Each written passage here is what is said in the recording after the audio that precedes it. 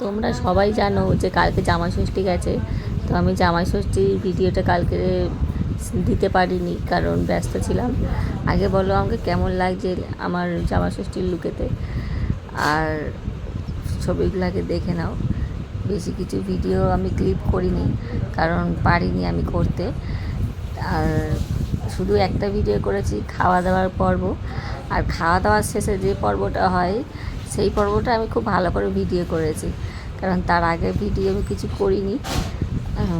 যতই খাওয়া দাওয়া হোক, যতই আনন্দ হোক, পরে যে কাজটা হয় সেই কাজটা করতে খুবই কষ্ট হয়।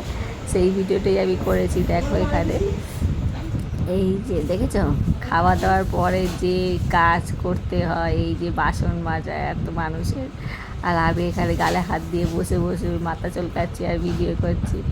কি বলবো গাইস, দেখো এখানে যে এই বাসন মাজতে কষ্ট, আবার দিদি সমস্ত বাসন বসে বসে মাজছে। লাস্টে ওকে একটু কোল্ড ড্রিঙ্কস দিলাম ওর গলা ভেজানোর জন্য। ভিডিওটা এইটুকুনি ছিল, ভালো লাগলে শেয়ার করে দেবে, একটা লাইক করে দেবে, আর কমেন্ট করে জানাবে এই ভিডিওটা কেমন হয়েছে, আর জামা ষষ্ঠী তোমাদের কেমন গেল সেটা অবশ্যই কমেন্ট করে জানাবে।